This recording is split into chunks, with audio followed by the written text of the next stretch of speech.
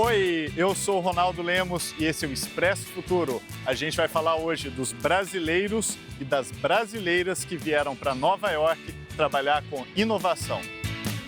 Essa troca cultural, de experiências, de economia é importante para qualquer país. Se você fechar a porta para metade do mundo, você está cortando o potencial para impacto. O mundo precisa se abrir. Quanto mais se abrir, quanto mais as pessoas experimentarem, quanto mais as pessoas se conhecerem, quanto mais se misturarem, quanto mais a gente tiver diversidade, mais empatia a gente vai ter.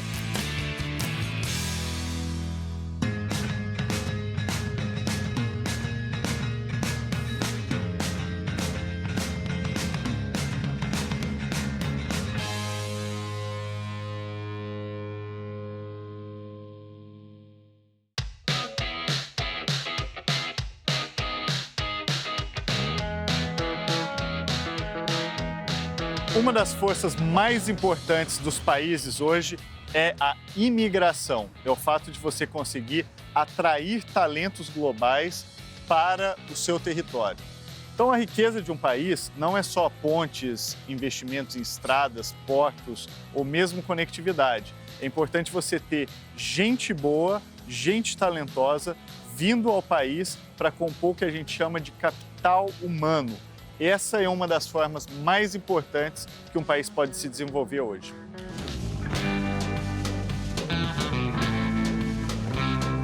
Vamos falar agora com o Rony Rodrigues. Ele nasceu no Brasil, criou uma das empresas mais inovadoras em pesquisa de consumo do Brasil e do mundo, que é a Box 1824, e o trabalho dele cresceu tanto que ele hoje mora em Nova York para expandir o que ele faz.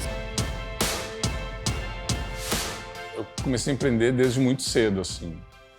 Desde pequeno, sou de família de pai que foi empreendedor, avô que foi empreendedor, então sempre tive essa veia empreendedora, assim. Então, desde muito pequeno, tipo, me lembro de 12, 13 anos, querendo vender pastel, querendo vender sanduíche.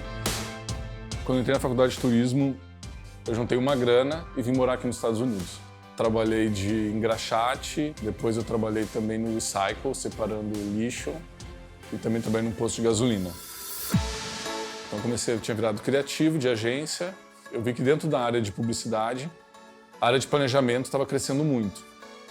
Foi então que eu pensei, acho que ali existe uma oportunidade. Migrei da área de criação, fui para a área de planejamento, comecei a trabalhar com planejamento e comecei a ver que existiam, fora do Brasil, empresas de pesquisa de tendência em comportamento e consumo. Falei, mas não tem nenhuma aqui ainda no Brasil. Eu falei, é uma oportunidade eu trazer uma. Chamei 3 amigos e a gente abriu a Box 1824 na garagem da casa de um amigo nosso. A Box começou sem nenhum investimento, 0 investimento, só uma ideia. A gente pegou essa ideia, colocou no PowerPoint e começamos a bater nas empresas e querer apresentar. Junto com isso, a gente criou uma newsletter. Na época não tinha muita newsletter. A gente criou uma newsletter que se chamava Trend News, onde a gente mandava notícias de tendência para as pessoas. E aquilo começou a viralizar e os escritórios de publicidade, as agências de publicidade, as empresas, as indústrias começaram a pedir, solicitar a tal da newsletter. E aquilo foi nosso cartão de visita. A inovação aqui nos Estados Unidos, ela está mais madura, né? O universo corporativo e a academia aqui nos Estados Unidos já andam muito juntos. Já existe um intercâmbio de informações, uma troca de informações, uma troca de conhecimento muito grande entre o universo corporativo e a academia. No Brasil, a gente vê que isso está começando. Aqui também é um mercado que favorece muito o empreendedorismo, em todas as vias, tanto na relação da empresa com os funcionários, como também toda a parte de taxas e como uma empresa opera, como tu abre uma empresa. Existe muito incentivo, existe muito crédito disponível, muita oportunidade de tu fazer uma empresa de fato acontecer aqui nos Estados Unidos. Tem que ir, arriscar, tentar, quebrar a cabeça. Às vezes vai ter sorte na primeira, às vezes não, mas tem que entender que isso é um processo. Esse é o processo do empreendedor. É a tentativa e erro. E isso tem que ser constante. O cara tem que entrar nesse movimento da tentativa e erro o mais rápido possível. Se tem uma coisa que não falta no Brasil, é a nossa capacidade de se virar. Ou seja, somos campeões mundiais de civirismo. E um ponto muito importante sobre isso é que o Brasil ainda é um país muito fechado. A gente não tem, na nossa experiência cotidiana, o hábito de conviver com pessoas de outros lugares. Pensa só, na sua escola, em quantos alunos estrangeiros você já estudou enquanto estava lá na sua educação média e fundamental, ou mesmo na universidade? Provavelmente muito poucos. E esse é um ponto fundamental, porque essa diversidade, essa convivência com o diferente, depois acaba se convertendo em inovação. Como demonstra, por exemplo, cidades como Nova York, que foram construídas por imigrantes, ou o próprio Vale do Silício, onde a maioria das empresas também são criadas por imigrantes. A Leila Ryu saiu do Brasil, veio para o exterior para trabalhar com inovação. Ela foi escolhida pela revista Fast Company, uma das mais importantes do mundo, como uma das grandes inovadoras do planeta. Ela criou uma rede chamada She-Says, que reúne mulheres globais que trabalham com criatividade. Vamos falar com ela. Saí do Rio em 94 porque eu ganhei uma bolsa da CAPES para estudar o que na época era chamada Electronic Publishing, né? Que era tipo assim, o começo da internet, multimídia. Então eu fiz um mestrado na Inglaterra e depois comecei a trabalhar nessa área, né? Eu sempre fui interessada, eu comecei a fazer programação e ensinei HTML. Isso era o quê? 94, 95, quando a internet estava começando. Eu aprendi, eu mesmo que ensinei HTML. Aí era engraçado que eu tive que ensinar a pessoa o que era um website, como é que mandava e-mail, era super interessante. Dentro dessa área, né, fiz a carreira, tipo, designer, depois diretora de arte, depois diretora de criação. Eu fiz isso na Inglaterra até 2008, aí em 2008 a gente mudou para cá. E a experiência de ser brasileira, trabalhando num mercado com pessoas que, enfim, estão vindo de todos os lugares, um mercado ultra competitivo? O mais difícil para mim era ser mulher numa área de tecnologia, que não tinha ninguém. Eu trabalhei em várias companhias que eu era a única mulher. Mas eu acho que eu mesmo que virei isso para como poderia me ajudar, entendeu? O fato de ser brasileira para mim ajudou, sabe? Porque era uma perspectiva diferente, todo mundo achava, olha, sabe, que coisa diferente. Aí eu meio que usei isso, sabe? Você acha que essa questão de ser mulher trabalhando com tecnologia melhorou de quando você começou? Ou você continua achando que tem questões ainda que precisam melhorar? Melhorou desde que eu comecei, mas ainda não tá bom. Tá. Eu acho que ainda tem muita coisa que a gente tem que fazer, por isso que eu comecei aquele grupo, o She-Says, que vai ter 10 anos. É um grupo global para as mulheres que trabalham na indústria criativa. Tá. São mais ou menos 40 mil mulheres. A gente fez várias coisas, assim, que a gente foi meio que os pioneiros. Uma das coisas que a gente fez foi essa coisa que agora tem muito, tipo um movimento de fazer 50% homem, 50% mulher na board de directors. Conselho de administração. No conselho de empresas. Sim. Então a gente começou a fazer meio que um lobby para isso. Um tempão atrás, e agora você vê isso em várias indústrias de tecnologia, investimento. Qual que você acha que é o papel que as mulheres e a tecnologia têm para a gente superar isso? Por exemplo, no Brasil, o país está sendo governado por homens brancos de mais de 70 anos de idade. Da parte de tecnologia e das mulheres, a resposta a gente precisa de outras perspectivas diferentes. Por exemplo, na parte de tecnologia, quem está treinando as máquinas tem uma perspectiva. Os engenheiros que estão treinando tem uma perspectiva. Então, essa questão de ter uma perspectiva única das coisas atrapalha. Sabe, atrapalha no futuro, na tecnologia, atrapalha também, por exemplo, mulheres. Mulheres líderes, elas têm uma maneira de liderar diferente. E ninguém reconhece isso, sabe? Por exemplo, nos Estados Unidos, eu acho que a maioria das pessoas só conhecem uma maneira de ser um líder bom. Enquanto tem várias mulheres que não são reconhecidas porque elas elas lideram de maneira diferente. E as que não lideram de maneira diferente tiveram que mudar a perspectiva dela para poder ser uma coisa mais que elas não são. Eu vejo isso acontecer toda hora, sabe? Esse ponto é super importante. O Vale do Silício está muito sofrendo com isso agora, né? Porque de lá que vem todas as tecnologias que a gente usa, ou quase todas, né, no mundo de hoje, e há uma escassez de mulheres. E a gente vê que isso gera uma série de problemas nos produtos e em tudo, na visão. Tem vários grupos no Vale do Silício mesmo que são mais voltados para a tecnologia, que estão tentando fazer esse lobby para mudar as coisas, sabe? Tem um que chama Girls Who Code, Girls in Tech, Women 2.0. A gente precisa de mais mulheres que vão investir em companhias também, porque a maioria dos venture capitalists... Os investidores. Dos investidores são homens, entendeu? Então, eles vão investir em um certo tipo de empresa, em vez de investir...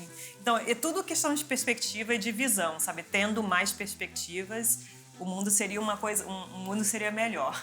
Viu, gente? Olha, diversidade é super importante, igualdade é mais importante ainda, e eu acho que isso que você falou é fundamental. Acho que o mundo precisa se abrir. Eu acho que parte da transformação e do futuro que a gente vai construir passa pela questão da igualdade, né?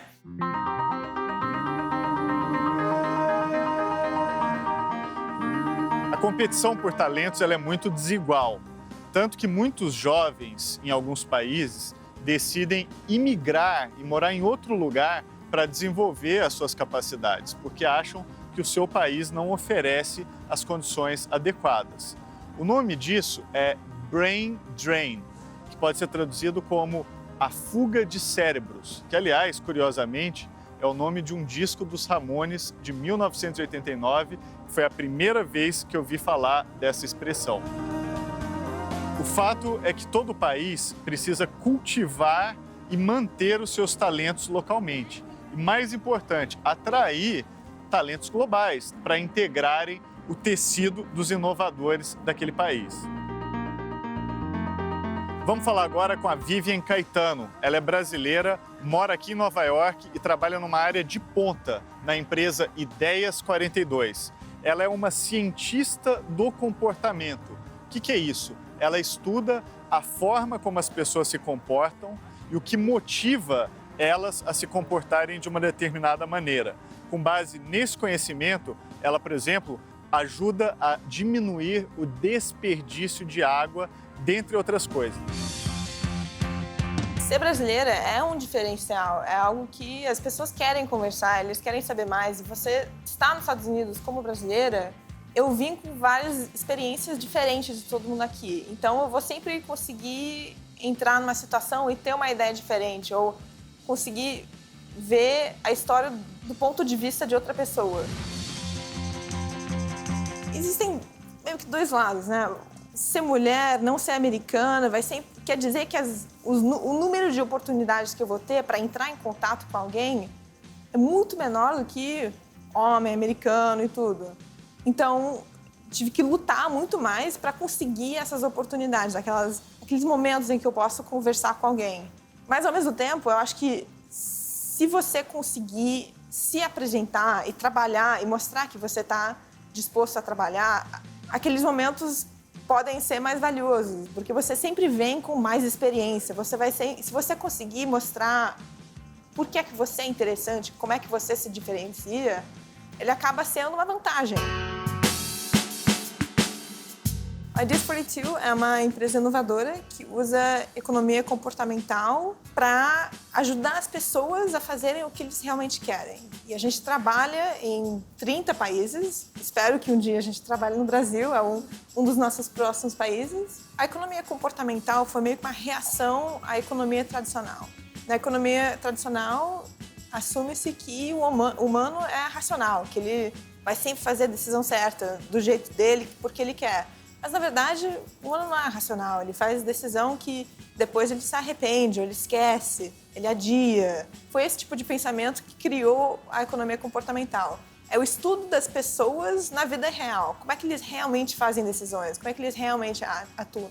Isso pode ser tão simples como um formulário que é complicado, você não sabe o que fazer, aonde colocar o quê. Quando você simplifica o modo que ele é apresentado, ajuda a pessoa a fazer o necessário para completar. Ou se você sempre esquece de tomar uma pílula, você pode usar um programa que vai te lembrar a tomar aquela pílula. E esses foram exemplos meio simples, mas esses conceitos que são universais podem ser usados com problemas mais complexos. Educação, saúde, justiça. É claro que há muitas razões para as pessoas imigrarem. Conflitos, guerras, crises políticas, crises econômicas. Mas o fato é que nenhum país do mundo de hoje pode se dar ao luxo de perder grandes talentos para outros lugares. Seguir o caminho da inovação quer dizer sair do caminho normal ou mais tradicional. Então vai sempre ser mais difícil, você vai sempre ter que trabalhar mais forte, estudar mais e criar aquele diferencial dentro de você.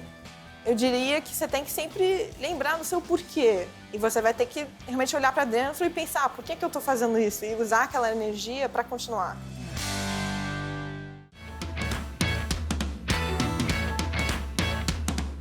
Tem urbanistas como o Richard Florida que dizem que para um país atrair talentos é necessário que as cidades daquele país sejam abertas à diferença.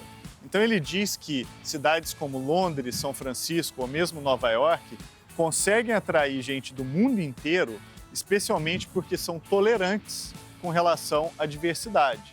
Diversidade racial, diversidade religiosa, diversidade sexual e assim por diante. Inclusive ele diz que quanto melhor for a vida noturna de uma cidade, maior vai ser a capacidade dela de atrair talentos globais. Então há uma competição entre as cidades do mundo para ver quem é a cidade mais tolerante e mais aberta, porque a inovação depende das pessoas que são atraídas por ambientes assim.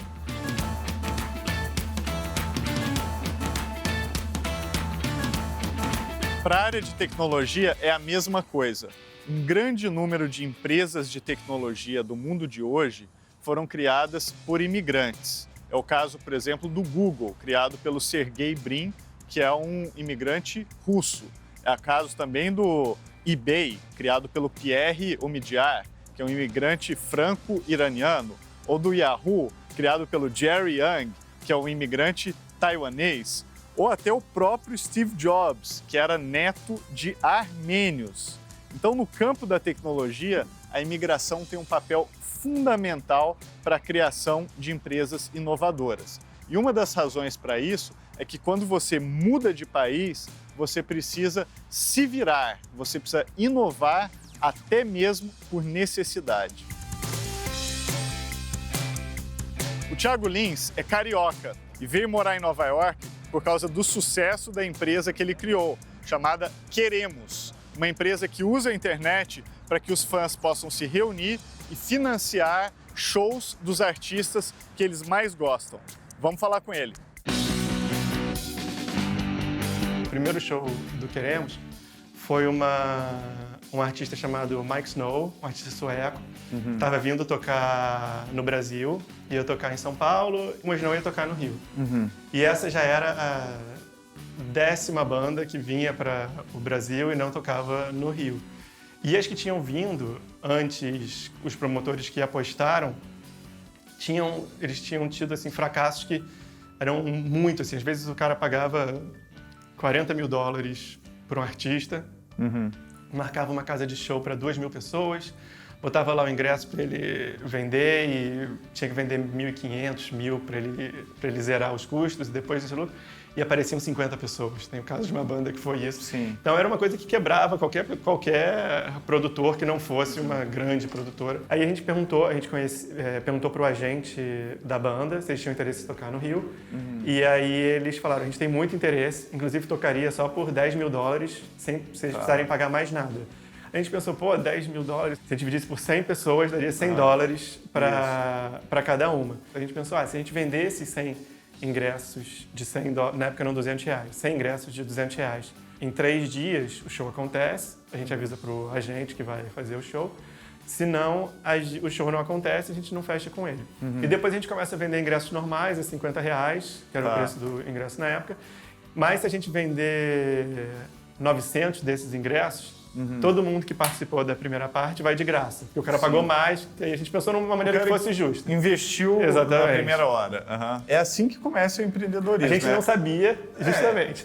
E vocês descobriram um problema que não tinha sido atendido ainda, né? Que era como é que faz para trazer bandas para uma cidade que as pessoas, inclusive, têm muitos fãs naquela cidade. Como é que reúne esses fãs para eles doarem alguma grana para financiar a vinda? Ou seja, todo mundo ganha, né? O fã vai adorar estar ao contato com o artista e provavelmente você vai poder repetir sempre esse modelo. Então, é interessante porque no Brasil de hoje, eu acho que a gente precisa muito transformar ideias em novos produtos. E foi um pouco o que você fez, né? Vocês tiveram a sacada e depois a gente até aprendeu mais. A empresa foi crescendo, a gente levantou um primeiro round de investimentos, então foi aprendendo. Dessa ideia, o Queremos cresceu, né? Hoje ele está nos Estados Unidos e em outros países também, não tá? Isso. A gente tem escritório aqui nos Estados Unidos e um escritório no Rio. Com isso, você se mudou aqui para os Estados Unidos. Exatamente. Aí você saiu do Rio e veio para cá para trabalhar no Queremos aqui. Isso. Que aqui, inclusive, chama We Demand. We Demand, exatamente. O fato de ser brasileiro te ajudou aqui? Você sente alguma Não, eu acho que foi neutro. Mas aqui é meio que land of opportunity. Uma coisa que a gente achava que aquilo que eu falei, se no Brasil já é difícil, que a gente ainda conhece, tem contatos, começar do zero, mas aqui a gente viu que se você tem uma ideia boa e você mandar um e-mail, as chances do cara abrir a porta e você lá... Ele vai te dar 5, 10 minutos, mas é essa chance, porque aqui tem um histórico muito grande de oportunidades que o cara perdeu, porque talvez... Putz, o cara veio apresentar aqui, eu não levei fé, e hoje em dia é uma empresa de $1 bilhão. Então, e o cara era... E muitos imigrantes fizeram isso, né? E aqui todo mundo é imigrante, né? Eu acho que... Nova York é isso, não tem...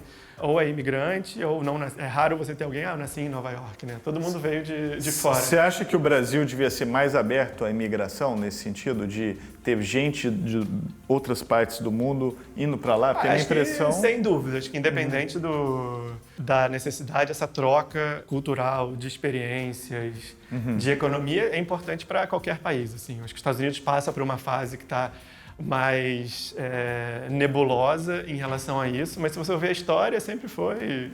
Se você for ver os funcionários, os fundadores, é sempre um equilíbrio muito legal de imigrantes, de pessoas que estão aqui. E se você for ver uma geração atrás, todo mundo, ou duas, todo mundo era imigrante, então não tem... Acho que os Estados Unidos, até hoje em dia com o Trump, talvez seja mais fácil um imigrante vir trabalhar aqui do que se tivesse sido ao contrário. Se eu tivesse a minha ideia para ir trabalhar no Brasil, talvez eu tivesse tido mais dificuldade para conseguir um visto de trabalho no Brasil do que aqui. Talvez mais por burocracia do que lei, porque como tem muita demanda, então eu acho que no Brasil hoje em dia tem um pouco dessas duas partes. A burocracia, talvez as leis não sejam tão abertas a isso, e talvez aquele boom de a economia estava indo super bem, todo o Brasil era a nova China, e acho que naquela época talvez... Então hoje eu não sei se é uma questão de timing, mas eu sei que as leis são muito mais restritas.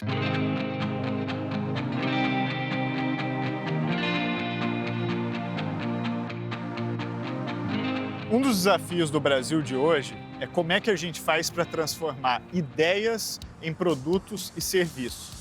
A competição global não é mais para ver quem que produz mais coisas, é para ver quem tem mais ideias e transforma essas ideias em aplicações práticas. É nesse contexto que a imigração é importante. Quando você muda de país, você é obrigado a se virar, você é obrigado a ser criativo e inovador. E por isso, não é coincidência que grande parte das empresas de tecnologia foram criadas por imigrantes. No Brasil, a gente está muito atrás nesse quesito. Sempre que tem uma crise no país, a gente ouve pessoas falando que a gente tem que fechar as nossas fronteiras. Só que eu acho que é exatamente o contrário. O mundo precisa se abrir. Quanto mais se abrir, quanto mais as pessoas experimentarem, quanto mais as pessoas se conhecerem, quanto mais se misturarem, quanto mais a gente tiver diversidade, mais empatia a gente vai ter, mais apreço pelo outro a gente vai ter, mais a gente vai conseguir se desenvolver junto, porque pessoas trabalhando junto têm mais força, têm mais poder, têm mais potência. E é aquilo, né? Quanto mais pessoas sonharem junto, mais chance tem desse sonho virar realidade. Empatia, que é uma qualidade que as pessoas não pensam muito na parte de, por exemplo, de liderança, mas é uma qualidade fundamental para um líder. Você mesmo tentar ver a perspectiva das outras pessoas, tentar ver as coisas pelo ponto de vista delas. Eu acho que isso está precisando, a gente ter mais um pouco de empatia. Quanto mais a gente conseguir conviver com a diversidade global, melhor isso será para a gente, para a geração de empregos e, sobretudo, para a inovação.